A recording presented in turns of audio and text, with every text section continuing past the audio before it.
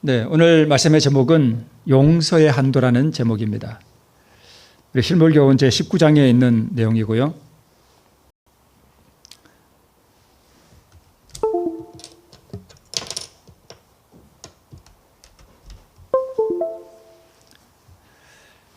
자, 우리 본문의 말씀은 마태복음 18장에 있는 말씀인데요. 우리 눈으로 한번 읽겠습니다. 그때 베드로가 나와 가로되 주여 형제가 내게 죄를 범하면 몇 번이나 용서하여 주리이까? 7번까지 하오리이까? 예수께서 가라사대 내게 이르노니 7번뿐 아니라 70번씩 7번이라도 할지니라. 이러므로 천국은 그 종들과 회개하려 하던 어떤 임금과 같으니 회개할 때에 1만 달란트 빚진 자 하나를 데려오매 갚을 것이 없는지라. 주인이 명하여 그 몸과 처와 자식들과 모든 소유를 다 팔아 갚게 하라 한데 그 종이 엎드려 절하며 가로되 내게 참으소서 다 갚으리이다 하거늘 그 종의 주인이 불쌍히 여겨 놓아 보내며 그 빚을 탕감하여 주었더니 그 종이 나가서 제게 100데나리온 빚진 동관 하나를 만나 붙들어 목을 잡고 가로되 빚을 갚으라 하매 그 동관이 엎드려 간구하여 가로되 나를 참아 주소서 갚으리이다 하되 허락하지 아니하고 이에 가서 저가 빚을 갚도록 옥에 가두거늘 그 동관이 그것을 보고 심히 민망하여 주인에게 가서 그 일을 다 고하니 이에 주인이 저를 불러다가 말하되 악한 종아 내가 빌기에 내가 내 빚을 전부 탕감하여 주었거늘 내가 너를 불쌍히 여김과 같이 너도 내 동관을 불쌍히 여김이 마땅치 아니하냐 하고 주인이 노하여 그 빚을 다 갚도록 저를 옥졸들에게 붙이니라. 너희가 각각 중심으로 형제를 용서하지 아니하면 내 천부께서도 너희에게 이와 같이 하시리라. 네, 내용은 너무 아주 평이하죠. 읽어보면 어떤 내용인지 우리가 분명히 잘 이해할 수 있을 그런 내용입니다. 자, 오늘은 한 영화 이야기로 한번 시작해 볼게요. 간혹 어떤 분들은 이게 설교 시간에 영화 이야기하면 왜 그런 세상적인 영화 얘기를 하느냐 이렇게 하는 분이 있는데 여러분 제가 달을 가르치면 달을 보시고 저의 구부러진 손가락은 안 보시면 됩니다. 그죠? 제가 이렇게 달을 가르치는데 달은 안 보고 손가락이 구부러졌냐 이렇게 말하는 분이 그런 분들이 간혹 있어요. 자, 이게 밀양이라는 영화인데요. 이 여자가 영화에서 신내라는 이름의 여자입니다. 근데 이 여자가 이제 남편이 죽었어요. 제가 이 영화를 본 건 아니고 이 영화의 내용을 이제 스크랩한 것을 제가 이렇게 읽었기 때문에 무슨 내용인지를 제가 압니다. 이 남편을 잃은 이 신내가 이제 남편이 죽었으니까 이 하나밖에 없는 아들을 데리고 어디로 가냐 하면 이 남편의 고향이 밀양이에요. 경남인가요? 경북인가요? 경남이죠. 경북이에요. 네. 그 밀양, 그래서 영화 제목이 밀양이에요. 근데 이제 가서 뭘 했냐면 음악 학원을 했습니다. 그런데 아들이 갑자기 사라졌어요. 이제 유괴가 된 거예요.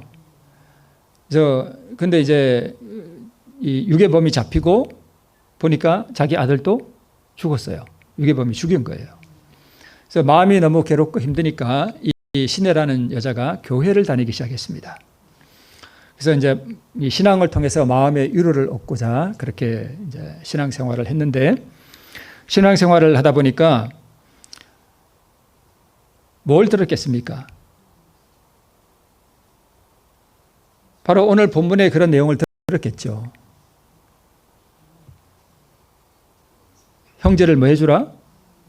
용서하라. 그 얘기를 들었겠죠. 네. 그리고 기독교의 사상이 그런 거 아니겠어요? 그러니까 당연히 이 영화에서 이 신혜라는 여자도 내가 아들을 죽인 범인을 내가 뭐 하리라? 용서하리라 하는 마음을 가지고 어디를 가냐 하면 이제 이게 영화의 한 장면인데요. 지금 여기 왼쪽에 지금 그림이 뒤통수가 하나 보이죠? 보이죠? 뭐 좀 흐릿하긴 하지만 뒤통수가 하나 보이고 저 뒤통수가 누구냐 하면 유괴범이에요. 붙잡혀서 지금 감옥에 있고요. 그리고 지금 정면에 보이는 여자가 바로 그 신혜라는 여자예요. 전 무슨 배우죠? 전도연인가? 예. 전도연이라는 배우가 이제 신의 역할을 했습니다.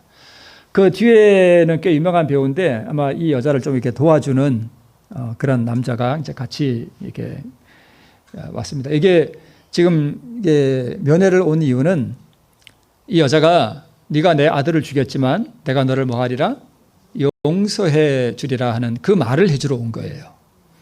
자, 그런데 지금 이제 이게 유괴범이에요.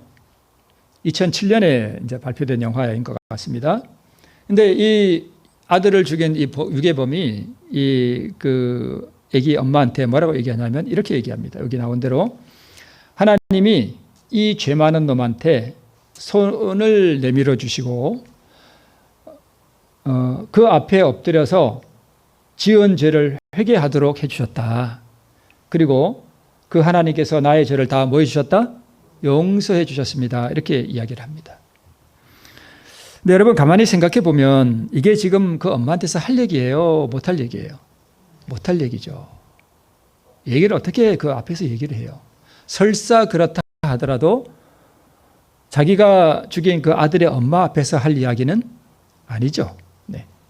자, 그 유명한 우리 기독교 변증가인 그 C.S. 루이스라고 하는 이 사람이 무슨 얘기를 했는가 하면 이런 얘기를 했습니다. 사람들은 용서가 아름다운 일이라고 말한다. 아름다운 일이죠. 그렇게 말하죠. 그런데 정작 자신이 용서할 일을 당하기 전까지는. 이게 무슨 얘기예요? 그러니까 시내라는 그 여자가 당한 것 같이 그런 일을 당하기 전까지는 나와 상관없는 일이니까 누가 용서해 주면 아우 좋은 일이죠. 그런데 막상 자기가 당해보면 안 된다는 얘기예요. 그죠? 그러니까 이 말이 맞아요. 사람들은 용서가 아름답죠. 용서해야죠. 다 그래요. 그런데 자기가 당해봐요. 그게 되는가? 네. 근데 이제 이 시내라는 영화에서 이 여자가 자기가 용서해 주러 갔는데 자기는 아직 용서해 주지도 않았는데 이 유괴범은 자기가 하나님께 뭘 받았대요? 용서받았대. 그러니까 뭐가 돌아요? 이게 이제 돌아버렸습니다. 이해가 되죠? 자, 나는 용서도 안 했는데 지금 벌써 하나님 용서했대. 그러니까 이게 돌아버렸습니다. 그래가지고 이제 저희가 영화를 안 봐서 어떻게 된 내용인지 잘 모르겠습니다만 돌아왔나 봐요. 근데 이제 이 시내라는 여자가 다니는 그 교회 담임 목사님이 신도들하고 이제 이 시내라는 그 여자 집에 소위 방문을 했나 봅니다. 그러면서 이제 목사님이 기도를 했나 봐요. 그래서 이제 기도할 때 뭐라고 기도했는지 모르겠는데 아마 그 시내라는 여자 들으라고 용서해 줘야 되지 않겠냐 이런 식으로 아마 기도를 한 것 같아요. 그랬더니까 이 시내라는 여자가 정확한지는 모르겠습니다. 저도 영화를 안 봐서 그냥 이렇게 포스팅 해놓은 걸 그냥 봤기 때문에 아마 그 기도 도중에 이런 얘기를 한 것 같아요. 난 아직 하지 않았는데, 난 아직 용서하지 않았는데 하나님께 용서를 받았다며, 이거는 그냥 그거네요. 죄송합니다. 평안한 얼굴로 담담히 말하는 그 유괴범을 보고 이제 나중에 이제 그 기도하는 도중에 이렇게 합니다. 용서해요? 어떻게 용서를 해요? 이제 그 교도소에 면회 갔다 온 다음에 일이에요. 용서하고 싶어도 난 할 수가 없어요. 그 인간이 이미 용서를 받았대, 하나님한테. 그래서 마음의 평안을 얻었대. 지금 비꼬는 거예요, 그죠? 예, 목사님 앞에서 비꼬는 거예요. 네. 이해가 되시죠? 그랬더니까 그 목사님과 함께 방문했던 집사님이 이렇게 얘기합니다. 와이라노 목사님 기도하시는데 이렇게 얘기를 했나 봐요. 경상도잖아요, 밀양. 와이라노 목사님 기도하는데 이 목사님 기도하는데 지금 뭔 일이고 종이 해라 이거예요. 자, 이런 영화 이야기이긴 하지만 우리 삶 속에서 얼마든지 일어날 수 있고, 만약 이 와이라노 목사님 기도하시는데 라고 하는 이 집사님이 자기가 만약 누군가가 자기 아들을 유괴해서 자기 아들을 하나밖에 없는 아들을 죽인 상태에서 그 괴로운 마음에 지금 이런 울분을 토하는데 이 마음을 이해한다면 와이라노 목사님 기도하시는데 이런 말이 나올까요? 안 나올까요? 네, 똑같은 거예요. 근데 우리가 이렇게 하고 살아요. 신앙한다 하면서도 말에 실수가 있고 해야 할 말과 하지 말아야 할 일을 구분하지 못하는 그러한 일들을 사실 우리가 하고 삽니다. 여러분, 이 유괴범이 정말 하나님께 용서받은 것일까요? 시내는, 이 시내라는 그 여자는 교도소로 찾아갈 때에 유괴범을 정말 진정으로 용서하는 마음을 가지고 갔던 것일까요? 그리고 목사님이 기도할 때 와이라노 목사님 기도하시는데 라고 했던 그 교인들은 과연 그 비통한 시내의 심정에 그 고통스러운 마음을 헤아려 볼 수 있는가? 이런 의문을 우리에게 던져주고요. 그렇다면 우리가 하는 신앙이라는 게 도대체 뭐냐? 왜 우리는 와이라노 목사님 기도하시는데 조용히 해라 라고 하는 그러한 말밖에 할 수 없을까? 도대체 우리에게 신앙이라는 게 뭘까? 그리고 우리에게 도대체 있어서 용서라는 게 도대체 뭘까? 라는 의문을 이러한 영화를 통해서 우리에게 말해주는 것 같습니다. 용서라는 것은 자기를 희생시키지 않으면 용서가 안 됩니다. 용서는 자기 자신을 희생시켜야만 가능한 거예요. 이면 이해가 되시죠? 이게 무슨 뜻인지. 그죠? 인간에게는 원수를 용서할 수 있는 그런 능력이라는 것이 인간 안에는 없습니다. 시내는 착각한 거예요. 자기가 용서할 수 있으리라 하고. 네. 그래서 오직 용서는 누구만이 할 수 있을까요? 하나님만이 하실 수 있어요. 우리가 이걸 이해를 하셔야 돼요. 내가 용서한다고요? 천만에요. 우리 죄인에게는요, 본질적으로 원수를 용서하는 마음이 털 것만큼도 없어요. 만약 내가 진정으로 누구를 용서했다라면 그건 내가 한 것이 아니에요. 우리가 이걸 이해해야만 용서가 무엇인지를 우리가 이해할 수 있습니다. 형제가 내게 와서 잘못하면 7번 용서하면 될까요? 그러니까 그 당시에는 3번이 기본이었다 그러죠. 3번도 사실은 큰 거예요. 근데 베드로는 넉넉 잡고 몇 번요? 7번 하면 많이 하는 거죠. 잘하는 거죠. 그랬더니 예수님께서 뭐라고 말씀하셔요? 70번씩 7번이라도 7 곱하기 70 하면 490번. 그러니까 1000번이고 10,000번이고 오는 대로 용서를 해주라는 뜻이에요.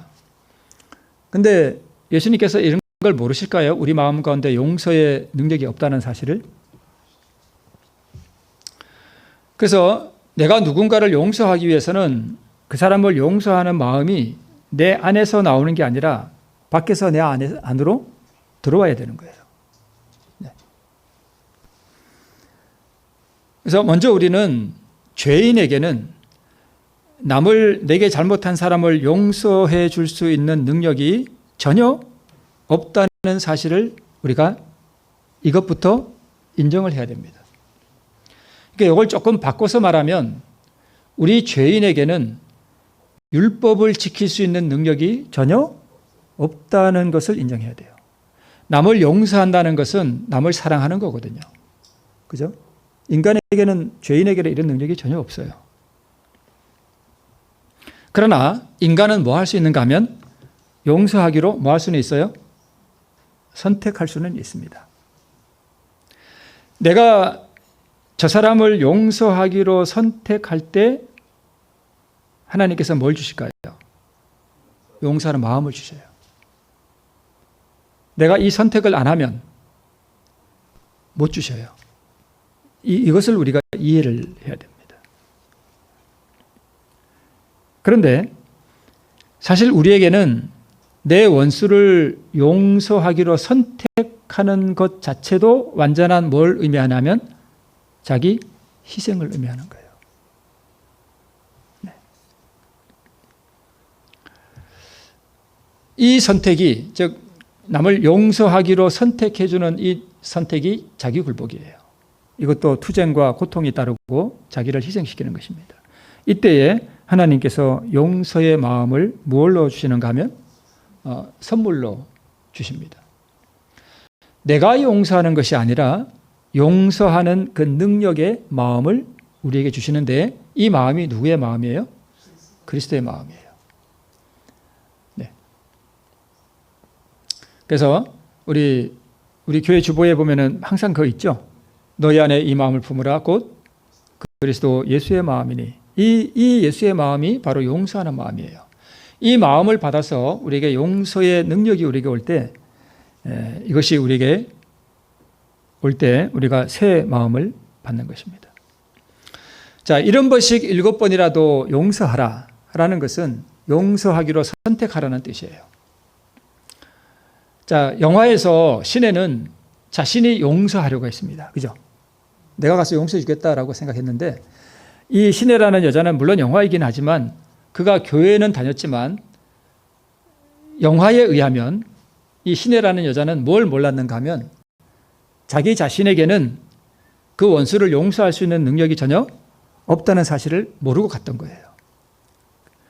그러고 가니까 그 사람이 나는 하나님께 용서받았다라고 이 평안하게 말하는 얼굴을 보고 그냥 꼭지가 돌아버리는 것입니다.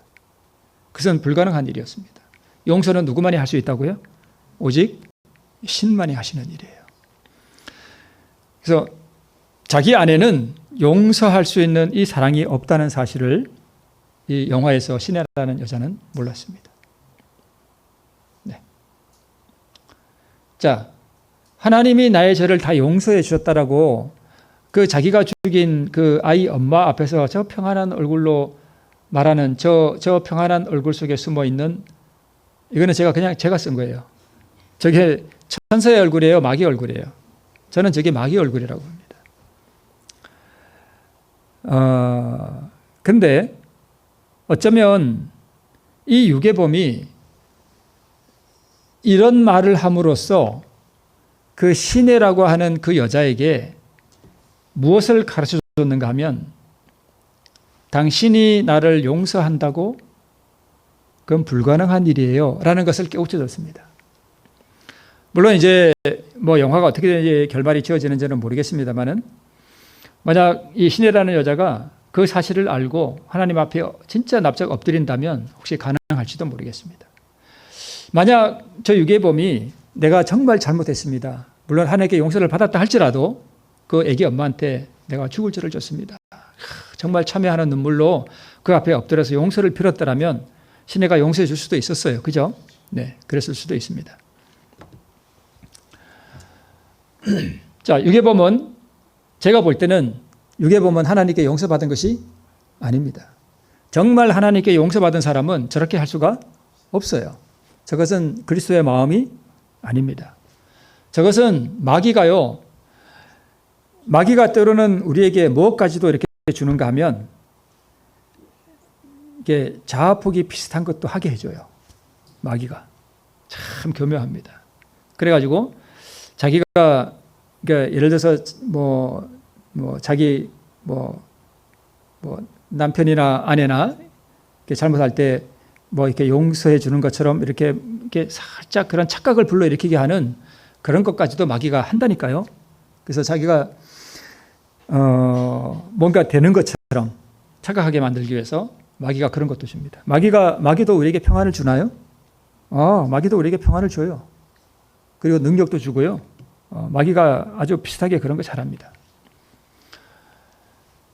그는 진정으로 하나님 앞에 참회한 것이 아닙니다.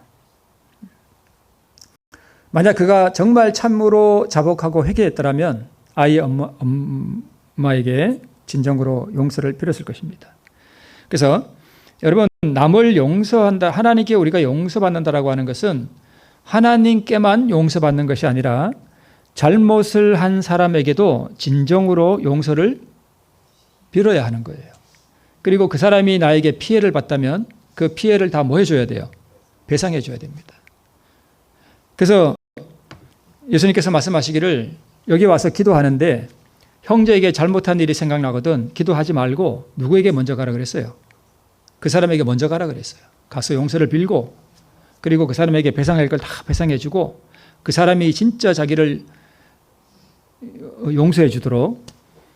근데 정말 자기는 참여하는 마음으로 그렇게 했는데 그 사람이 나를 용서 안 해줄 수도 있어요. 그러나 해주든 안 해주든 먼저 그 사람에게 진정으로 용서를 빌고 그 다음에 와서 하나님께 뭐 하라고요?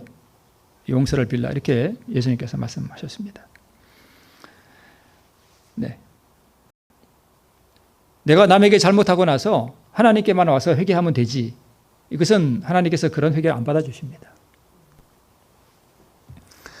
유괴범이 정말 진정으로 용서를 빈다면 시내라는 여자는 그를 용서할 수 있었을 수도 있습니다. 그러나 그 용서가 진정한 용서일까? 진짜 용서는 뭘까요? 유괴범이 내가 잘못했나라고 눈물을 흘리며 그럴 때 용서해 줬어요. 그런데 그럴 때 용서하고 이 영화에서처럼 나는 하나님께 용서받았습니다 하고 평안한 얼굴로 그 말하는 그 사람을 용서할 때 그게 진짜 용서일까요? 답이 나오죠. 뭐가 진정한 용서일까요?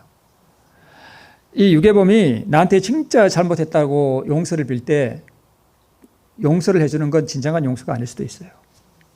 그런데 진짜 용서는 이 영화에서처럼 그 뻔뻔한 얼굴을 들이밀고 나는 하나님께 용서받았어요. 그래도 그 사람을 불쌍히 여기고 용서해 줄 때 그게 진짜 용서예요. 그렇겠죠? 네. 그게 될까요? 우리 마음에서? 안 됩니다. 하나님만이 그렇게 하실 수 있어요. 자, 가해자의 태도에 따라 내가 용서해 주느냐 용서해 주지 않느냐가 결정된다면 그건 용서가 아니에요. 예수님께서 우리에게 요구하신 그 용서가 아닙니다. 내가 그 사람을 용서로 갔는데 그 사람이 나에게 어떠한 태도를 보이느냐에 따라서 내가 용서도 해주고 시내처럼 용서 안 해주고 꼭지가 돌아버린다면 그것은 용서가 아닙니다. 그래서 우리 실물교훈에 이렇게 기록하고 있죠. 만일 어떤 형제가 그대에게 죄를 범하거든 그를 뭐 해주어야 한다? 용서해 주어야 한다. 그 형제가 그대에게 와서 죄를 자복할 때에 그대는 그의 겸비가 부족하다고 생각하거나 그가 진정으로 자복하지 않았다는 생각을 갖지 않도록 해야 한다. 이게 뭐예요? 아까 그 영화 얘기예요. 시내라는 여자가 가서 자기가 용서해 주러 갔는데 보니까 자기 아들을 죽인 유괴범이 진짜 자복하고 진짜 겸비하고 이런 모습이 보여요? 안 보여요? 안 보이죠? 뻔뻔하죠? 시내가 이런 생각을 가졌다는 것입니다. 그죠? 네. 우리가 이렇게 일주일 동안 피곤하게 농사를 짓고 지금 약간 몸은 피곤하고 힘들지만 여기 와서 이렇게 앉아서 이 얘기를 듣고 있지만 누가 내 아들 잡아다 주겠다 그래 봐요. 용서가 되나? 저도 안 될 것 같아요. 참 엄청난 투쟁과 자기 희생과 그 고통을 동반하는 그 용서가 쉬운 게 아니에요. 왕은 여기서 나오는 그 왕, 1만 달란트 빚진 자를 용서해 준 왕은 그리스도를 표상하고 왕이 용서해 준 것은 하나님이 용서해 준 걸 표상하는 거고요. 그죠? 1만 달란트 빚은 곧 뭐예요? 죄예요. 그래서 신하는 곧 누구고요? 1만 달란트 빚진 신하는 나고 동관은 나의 이웃입니다. 한 달란트가 뭐 정확하게는 몰라요. 뭐 다 학자들마다 다 다른데 한 달란트가 얼마냐면 노동자 하루 품삯 1데나리온에 노동자 1달란트가 노동자 하루 품삯이 아니라 1데나리온이 노동자 하루 품삯이에요. 그러니까 1달란트는 1노동자 하루 품삯인 1데나리온의 몇 배요? 6,000배예요. 그러니까 1달란트는 우리 지금 뭐 밖에 이렇게 밭에 나가서 일하면 한 10만 원 준다고 해요. 그럼 10만, 100만, 1000만, 억, 60억. 1달란트가 60억이에요. 맞나요? 10만, 100만, 1000만, 억, 10억. 예. 60억. 근데 몇 달란트요? 1달란트가 아니고 몇 달란트요? 1만 달란트. 거기다 60억, 600억, 6조, 60조. 당시 유대 전역의 1년 세입금이 고작, 그러니까 유대 나라에서 전체에서 세금을 거두면 금 800달란트였대요. 근데 이 1만 달란트는 이 노동자가 하루에 1데나리온 받고 이 1만 달란트를 모으려면 며칠 동안 일해야 되냐면 6천만 일 동안 노동을 해서 벌어야 되는 돈이에요. 횟수로 따지면 16만 4천 년 동안 성노동에서 벌어야 될 돈이 1만 달란트입니다. 그런데 실물교훈에는 이 100데나리온과 1만 달란트를 100만 대 1로 이렇게 계산을 했더라고요. 그런데 거의 뭐 조금 비슷합니다. 네. 이런 걸 빚을 졌어요. 이거 갚을 수 있어요? 없어요? 못 갚아요. 자, 여기 마태복음 6장 12절에 우리가 우리에게 죄 지은 자를 사하여 준 것 같이 우리의 죄를 사하여 주옵시고 이렇게 됐죠. 이게 죄 지은 자가 원어로 빚진 자예요. 빚진 자예요. 그러니까 빚진 게 곧 뭘 표상하는가 하면, 네. 자, 여기 오른쪽에는 왕이 앉아 있고 저 옆에는 서기관이 앉아 있는 것 같고요. 지금 여기 와서 1만 달란트 제가 빚었는데 제가 갚겠습니다. 막 이러고 지금 저건 누구 데리고 왔어요? 저 옆에 아내와 아이들 데려왔습니다. 다 팔아서 갚아야지 어떻게 해요? 저 팔아도 1만 달란트 되나요? 이게 왕이 이렇게 볼 때 첫 그 연약한 여자가 아이들 주렁주렁 달고 온 거 보니까 얼마나 측은해요. 죄는 지었지만 왕의 마음이 어떨까요? 불쌍하잖아요. 갚을 수도 없어 보니까. 원래 우리가 하나님 앞에 지은 이 죄들은 우리가 갚을 수 있는 게 아니에요. 갚을 수 있는 게 아니에요. 못 갚아요. 그러니까 이 왕이 불쌍해서 그냥 다 탕감해 줬어요. 근데 아이고 감사합니다라고 나가다가 자기 친구가 자기한테 100데나리온 빚졌어요. 그러니까 우리 하루에 10만 원 번다 치고 이제 100데나리온이니까 10만, 100만, 1000만, 한 1000만 원 빚졌네. 1000만 원. 1000만 원 꽤 크네. 근데 실제로 그 당시에 그렇게 큰 값어치가 안 돼요. 그거 빚진 애를 너 빚 갚아 100데나리온 나한테 빚졌지. 그러니까 아유, 친구야 내가 좀 갚을게. 조금만 기다려줘. 그러니까 이놈의 자식 너 안 되겠어. 금방 뭐 해놓고는 용서받아 놓고는 자기 친구가 100데나리온 빚졌 얼마 되지도 않는 것 같아 빚졌다고 감옥에 집어넣습니다. 이 이야기가 누구 귀에 들어가요? 왕의 귀에 들어갔습니다. 그럼 다시 잡아와라. 그래서 또 잡혀왔습니다. 어디 들어갔어요 결국? 옥에 들어갔습니다. 지금 그 얘기입니다.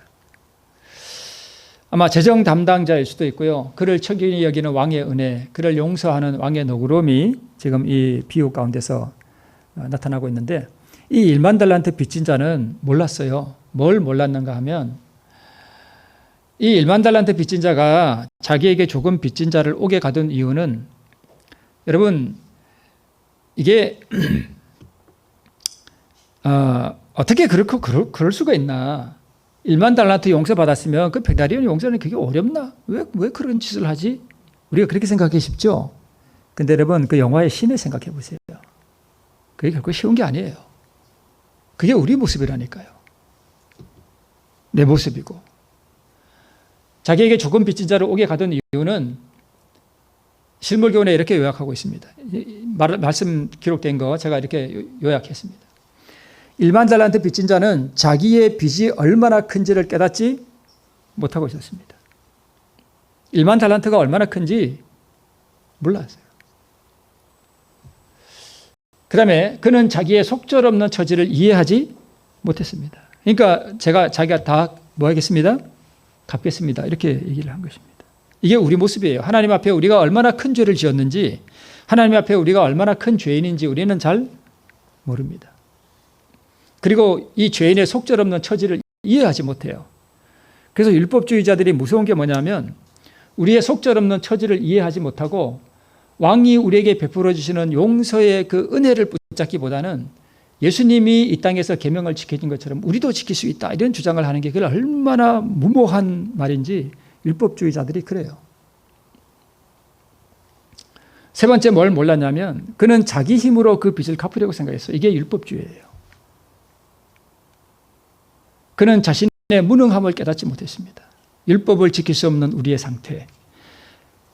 내게 죄 지은 자를 용서해 줄 수 있는 능력이 털끝만큼도 없는 이 죄인의 무능력하고 부패한 상태를 모르고 자기도 마치 예수님처럼 율법을 지킬 수 있다라고 하는 그 완전한 사랑을 할 수 있다라고 하는 그 착각 속에서 율법주의자들이 시도하지만 안 돼요. 절대 안 됩니다. 그래서 실물교훈에 요 네 가지를 요약하고 있습니다. 1만 달란트 빚진 자가 몰랐던 것, 요 네 가지를 이해하지도 못하고 깨닫지도 못했습니다. 자, 이러한 사람들, 즉 이러한 율법주의자들, 이러한 사람들은 이와 같이 하나님의 은총을 자기 자신의 어떤 행위로 얻어보려고 하는 사람들이 있다. 그죠?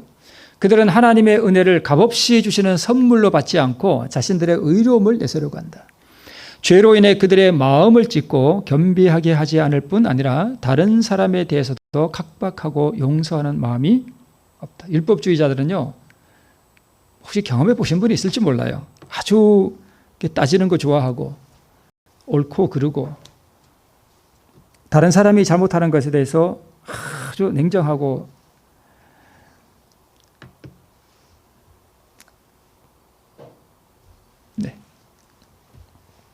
이게 율법주의자예요. 제가 왜 영화 얘기 처음에 할 때 그런 얘기 했냐면 율법주의자들이 잘 그래요. 왜 거룩한 시간에 영화 얘기하십니까? 이렇게 나온다니까요. 그게 율법주의자들의 특징이에요.